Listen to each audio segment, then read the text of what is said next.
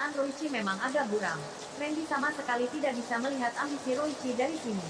Tapi dia juga mengerti tindakan Roichi yang sekarang. La juga pernah takut saat dirinya mulai mendirikan usaha. Perencanaanmu ini hanya ingin aku investasi 20 miliar bukan? Kamu pulang nanti. Aku akan menyuruh Hasan untuk langsung investasi kepadamu. Ujar Randy setelah melihat wajah Roichi bertiga yang kecewa. Investasi 20 miliar, ia sama sekali tertarik. Kebetulan Hasan sedang di kota Citra, jadi dia menyuruh Hasan untuk menjaganya. Sungguh, kalau begitu, sangat baik. Terima kasih, Kak Randy, ujar Mislina. Terima kasih, Kak Randy. Roichi juga berterima kasih kepada Redmi dengan hormat. Randy tidak mengatakan apa-apa, melainkan langsung menghubungi Hasan. Tuan muda, setelah panggilan terhubung, suara telepon terdengar suara Hasan yang hormat. Telepon Randy belum diganti, mungkin karena terlalu lama digunakan. Suaranya sangat besar tanpa handsfree, sehingga seketika Roichi bertiga langsung mendengar suara Hasan. Tuan muda, Hasan adalah orang terkaya di kota Citra dan ia memanggil kakak iparnya Tuan muda. Sebenarnya apa hubungan mereka? Jangan-jangan Kak Randy sungguh merupakan tuan muda dari keluarga besar. Sepertinya benar, kalau tidak bagaimana mungkin ia memiliki begitu banyak uang untuk mendirikan LKK Teknoscience. Pandangan yang digunakan Mislina dan Roichi kepada Randy, pelan-pelan terjadinya perubahan. Hasan, adik sepupuku ingin mendirikan perusahaan dan kurang modal. Mohon kamu membantunya. Aku akan menyuruh mereka untuk membawa perencanaan kepadamu, ujar Randy. Baik, aku tidak akan membuat tuan muda kecewa, ujar Hasan tegas. Baiklah, mereka nanti akan menghubungimu, ujar Randy memutuskan panggilannya. Lalu dia memberi nomor telepon Hasan kepada Roichi. Terima kasih, Kak. Setelah menulis nomor teleponnya, ia berterima kasih lagi. Tidak perlu sungkan. Kalian duduklah, aku harus pergi dulu, ujar Randy lalu berjalan keluar. Ia masih ada janji dengan Roni dan mereka harus bertemu. Lagi pula Amelia juga di rumah. Sebenarnya ia merasa Victor mereka agak canggung saat ia berada di rumah. Randy mencari Roni, tentunya untuk membahas impor biji dari Myanmar. Bagaimana hasil periksamu? Randy tanya ada Roni. La menyuruh Roni untuk memeriksa hal jutaan di Myanmar sana. Di distrik Kokang di negara bagian San ada sebuah pasukan berandal. Aku curiga mereka merupakan penyelundup yang berasal dari segitiga emas, ujar Roni. Kamu pernah berkontak dengan mereka tidak? Tanya Randy. La ingat ada nomor telepon di kertas perjanjian. Tidak ada, aku tidak bisa bahasa Myanmar, ujar Randy sambil menggelengkan kepalanya. Tidak perlu, aku ingat banyak orang yang berbicara bahasa Mandarin di distrik Kokang sana. Mereka juga memakai rupiah. Dengan sejarah negara kita yang begitu lama, banyak orang bermarga liu di sana. Coba kamu hubungi mereka sekarang, ujar Randy. Sial, aku masih belum tahu. Baik, aku akan hubungi dia sekarang. Randy agak canggung dan berbalik badan mengambil kertas perjanjian. Dia menghubungi nomor telepon yang ada di atas kertas perjanjian. Setelah memastikan mereka bisa berbicara bahasa Mandarin, lalu menyampaikan keinginannya dan dengan cepat mereka selesai membahasnya. Mereka menyuruh kita ke sana besok untuk bertemu, ujar Roni setelah memutuskan panggilan. Kalau begitu besok kita pergi. Randy mengangguk dan mengeluarkan teleponnya untuk mengurus visa. Setelah 2 jam kemudian, visa sudah selesai diurus. Setelah mengambil visa, Randy memesan tiket pesawat.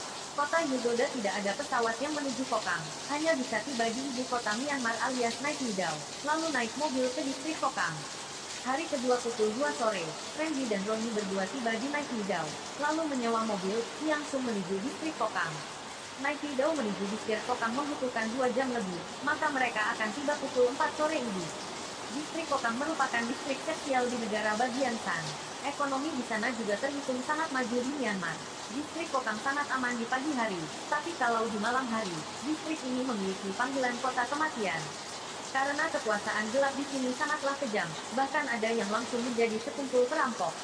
Ada banyak saat di mana mereka berani bertengkar dengan pasukan tentara pemerintahnya. Kita besok saja baru pergi. Sekarang cari dulu hotel, ujar Randy setelah tiba di distrik Kokang. Roni mengangguk dan langsung ke hotel bersama Randy.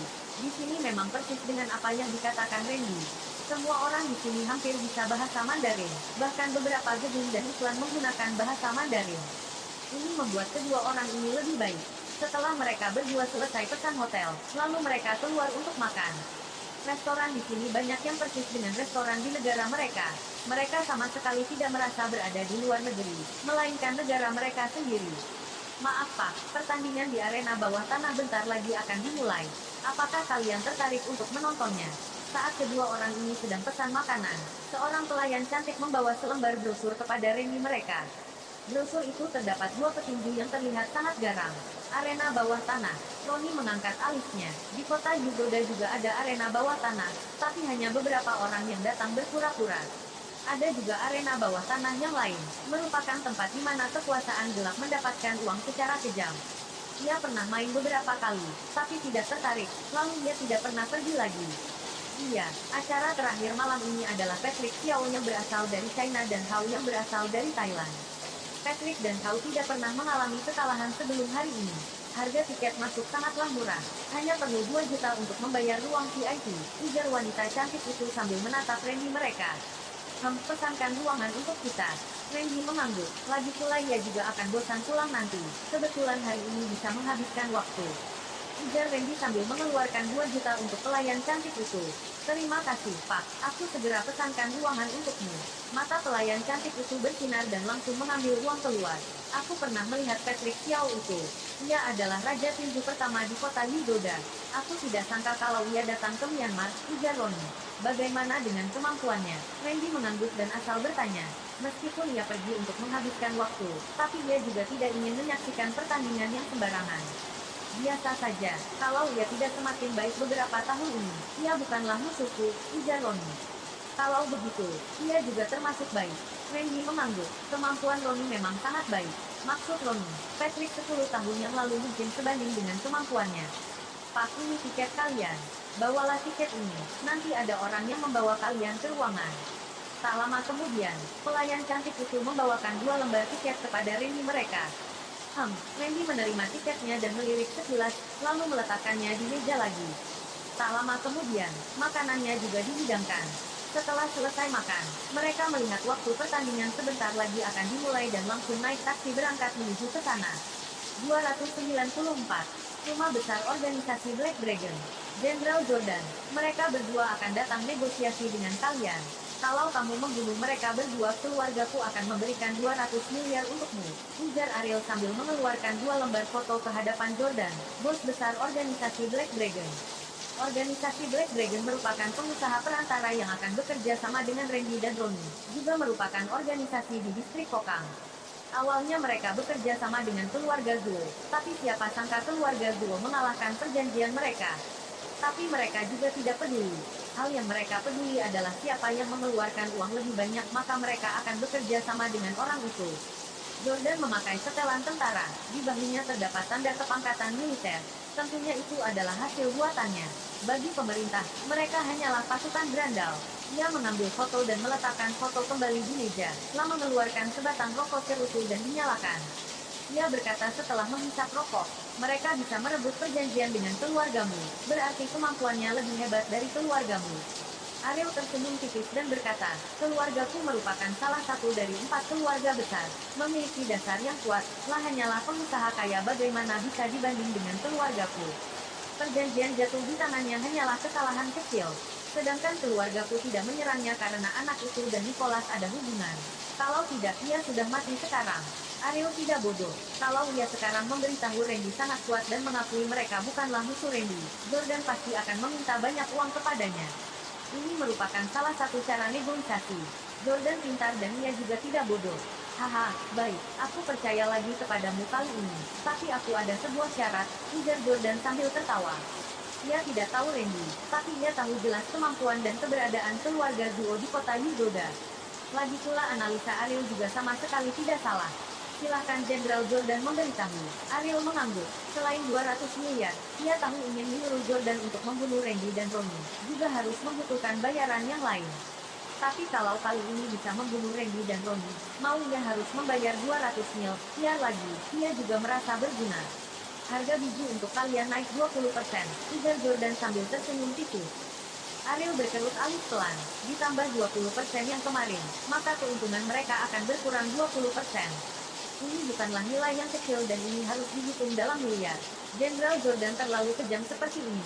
Bisnis kita di kota Yugoda sedang menurun, sama sekali tidak ada keuntungan, ujar Ariel. Pak Ariel tidak jujur juga, kalian baru saja mendapat peringkat kedua di acara batu di China kemarin. Nama kalian menjadi lebih terkenal dan pasar kalian akan menjadi lebih baik. Sedangkan kamu sekarang bilang pasar kalian sedang menurun. Ujar Jordan sini sambil menghisap rokok cerutunya. Jordan memiliki beberapa pertambangan biji. Ia melakukan bisnis biji. Tentunya ia harus menaruh perhatian kepada pasar biji di seluruh dunia. Acara batu judi di China sangat-sangatlah terkenal dan seluruh dunia menayangkannya. Ia tentu mengetahui jelas isi acaranya. Bahkan ia juga menontonnya secara langsung. Ariel mengangkat alisnya. Ia tak sangka kalau Jordan juga menaruh perhatian pasar biji di China. 10%, tidak boleh lebih lagi. Kalau minta ibu, kita hanya bisa meminta kerjasama dengan yang lain, ujar Ariel. Baik, aku terima. Jordan terbahak-bahak, lalu menjulurkan tangannya untuk bersalaman dengan Ariel. Ariel tersenyum pahit. Kerja sama hari ini agak gagal. Pihak sini menaikkan harga impor dan mereka sana juga pasti harus menaikkan harga, sehingga ini membuat pasar perhiasan menjadi tidak stabil. Saat Randy dan Ronnie tiba di arena bawah tanah, pertandingan telah dimulai. Randy memberi tiketnya kepada seorang wanita. Wanita itu melihat dan menggunakan bahasa Mandarin berbicara dengan lancar. Mohon kalian berdua datang bersamaku, ucapnya sambil membawa Randy mereka ke lantai 2. Tiba di lantai 2, mereka baru menyadari bahwa di lantai 2 penuh dengan ruang VIP, sedangkan di lantai 1 sama sekali tidak ada tempat duduk. Arena berada di tengah lantai 1, merupakan panggung yang setinggi 2 meter lebih, berbentuk persegi dengan ukuran 10 meter persegi. Saat ini ada 2 orang petinju yang sedang bertanding di atas panggung. Para penonton sedang menyemangati petinju yang mereka sukai dengan bahagia. Randy mereka melihat kemampuan 2 petinju itu, lalu tidak lanjut menontonnya. Terlalu lemah. Permisi, apakah kalian butuh taruhan? Kalau taruhan, seluruh minuman di sini gratis. Wanita cantik itu promosi. Bagaimana cara untuk bertaruh? Tanya Randy. Ini adalah data kedua petinju selanjutnya. Kalian boleh lihat dulu. Wanita itu mengeluarkan sebuah tablet dan menekan data 2 orang petinju. Randy melihatnya sekilas. Dengan penjelasan data-data di sini, pihak merah lebih kuat dari pihak hitam. Jadi perbandingan kemenangan pihak merah adalah 1:2, sedangkan pihak hitam adalah 1:4. Lalu di bawah sini bisa menebak berapa kali pukulan pihak merah untuk mengalahkan pihak hitam. Jumlah perbandingan kekalahan bisa setinggi 1:40. Begitu pula dengan pihak hitam. Bawakan taruhan sejumlah 40 miliar untukku, ujar Randy.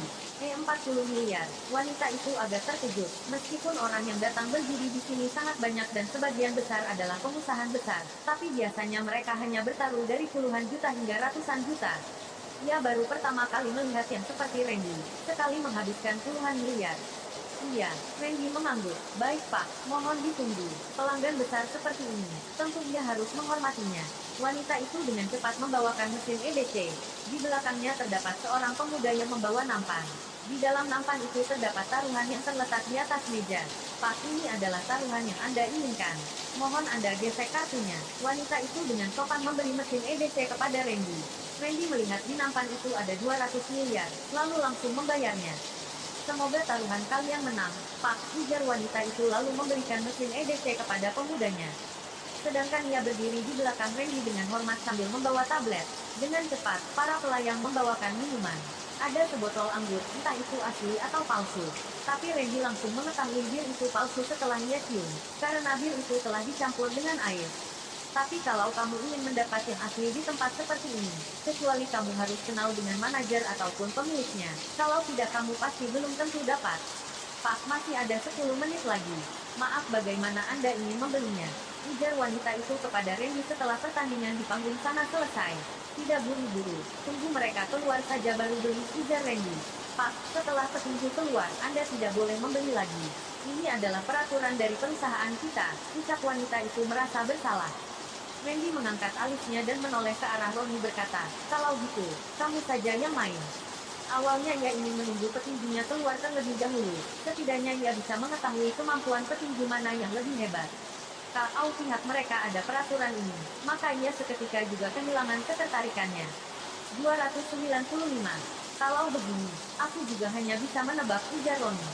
Tidak bisa melihat petinjunya, sebenarnya ia juga tidak tahu dari pihak mana yang lebih hebat. Tapi seperti ini juga seru, yaitu pertandingan seperti ini lebih mudah untuk memalsukan hasil akhir pertandingan. Seperti pembeli pihak merah lebih banyak, kalaupun pihak merah lebih hebat dari pihak hitam, maka mereka juga harus memaksa pihak merah kalah. Arena bawah tanah seperti ini, selain pertandingan kematian, biasanya ada pihak utama yang mengontrol mereka.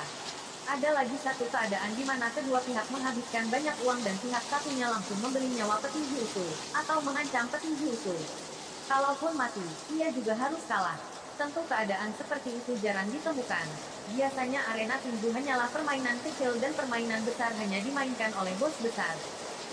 Kamu boleh coba menguji keberuntunganmu, ujar Randy sambil tertawa. Roni berpikir dan berkata kepada wanita itu, 2 miliar untuk pihak merah yang menang. Ia juga hanya bisa bertaruh pihak merah atau pihak hitam yang menang. Untuk bertaruh berapa tinjuan untuk mengalahkan pihak lawan, itu hampir persis dengan kemungkinan memenangkan lotre. Aku berani memastikan kamu akan kalah pada ronde ini, ujar Randy sambil tertawa.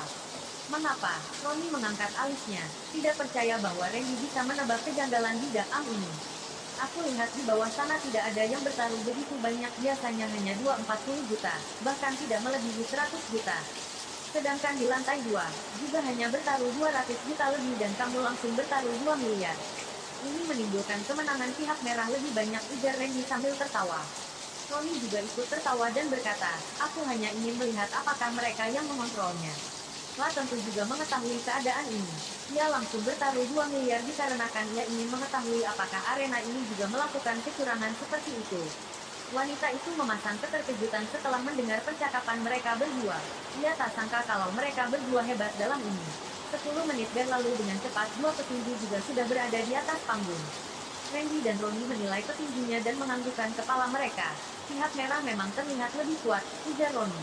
Kalau tidak dipalsukan, pihak merah akan dapat mengalahkan pihak hitam dalam 10 tinjuan, ujar Randy. Wanita itu agak terkejut. Sebagai karyawan di sini, ia tentu mengetahui kemampuan kedua petinju ini yang sebenarnya. Pihak merah memang bisa mengalahkan pihak hitam dalam 10 kali tinjuan.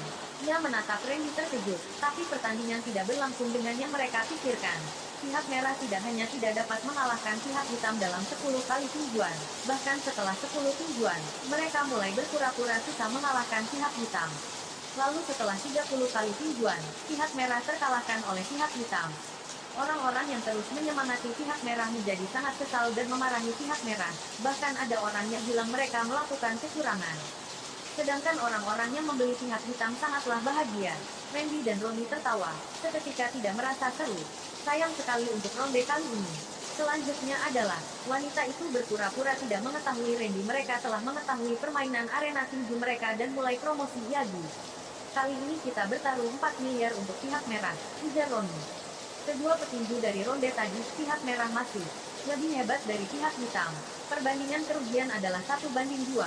Tapi Roni telah analisa, ia merasa pasti ada banyak orang yang merasa pemilik arena membuat kecurangan pada ronde tadi. Jadi ronde selanjutnya banyak yang beli pihak hitam. Apalagi pihak hitam sekarang memiliki perbandingan kerugian 1:5. Tentunya banyak orang yang bertaruh atas kemenangan pihak hitam. Orang-orang yang ketagihan pasti akan masuk ke dalam pikiran pemilik arena.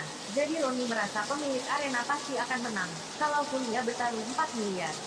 Setelah pertandingan dimulai, pihak merah memang mengalahkan pihak hitam dalam beberapa kali tinjuan. Banyak orang lagi yang bersorak sedih lagi di bawah panggung. Selamat Pak, Anda memenangkan ronde kali ini dan mendapat 2 miliar, ujar wanita itu semangat. Roni tertawa dan memberikan 1 juta kepada wanita itu, sehingga wanita itu semakin semangat. Pak, Anda bersiap bertaruh kepada siapa untuk ronde kali ini? Pandangan wanita itu teralihkan dan duduk semakin dekat ke arah Roni. Kali ini masih pihak merah. Aku bertaruh 100 juta, ujar Roni. Petarung tinju yang menang karena keberuntungan, juga tidak dapat membuatnya tertarik. Tapi ia akan kebosanan kalau ia pulang. Roni bertaruh untuk beberapa kali demi menghabiskan waktu. Kemampuan pihak merah kali ini lebih hebat dari pihak hitam, tapi Roni kalah. Tapi ratusan juta juga tidak berharga baginya. Beberapa ronde yang selanjutnya, ia bertaruh 100 juta dan sering menang jarang kalah. Dengan cepat ia memenangkan 1 miliar. Saat ini, Randy sedang terduduk di sofa sambil merokok. Ia terus melihat sekitar, tiba-tiba melihat Ariel datang ke lantai 2, ditemani dengan seorang pria berpakaian hitam. Ariel dan pria berpakaian hitam itu berbincang dengan dia, tetapi mereka tidak menyadari keberadaannya dengan Roni. Di belakang kedua orang itu, terdapat 10 orang berpostur tubuh besar yang berpakaian hitam. Semua orang sangat hormat kepada pria berpakaian hitam itu. La adalah pemilik arena tinju kita, Jenderal Jordan. Jelas wanita itu setelah melihat Ariel dan Jordan berdua. La adalah Jenderal Jordan, apakah ia adalah tokoh terkemuka di distrik Kogang yang menjual biji? Tanya Randy. Benar, La bukan hanyalah seorang jenderal. Ia juga mengurus banyak perusahaan besar, juga merupakan kepala distrik Kogang, ujar wanita itu dengan hormat. Randy menganggukkan kepalanya. Ia tidak sangka bahwa orang yang ingin mereka ketemu adalah seorang jenderal. Tapi Ariel mencarinya saat ini dan terlihat memiliki hubungan baik dengannya. Jangan-jangan ingin menyuruhnya untuk membunuh kita. Randy mengangkat alisnya. Ia merasa kemungkinan ini sangatlah besar. Apalagi setelah melihat mereka berdua berbincang ria. Sepertinya mereka telah selesai negosiasi. Kita tidak bertarung lagi. Kamu keluar dulu, ujar Ronnie sambil memberikan 2 juta untuk wanita itu. Terima kasih, Pak. Boleh hubungi nomorku jika ingin bertaruhan lagi. Wanita menganggukkan kepalanya penuh terima kasih dan meninggalkan kartu nama untuk Ronnie, lalu keluar dari ruangan. Kupikir negosiasi esok hari agak susah, ujar Ronnie pelan. Tak apa-apa kalau susah. Aku sekarang curiga kalau Ariel ingin menggunakan tangan Jordan untuk membunuh kita berdua, ujar Randy sambil pelan-pelan menyesap minumannya. Apakah besok kita lanjut negosiasi dengan mereka?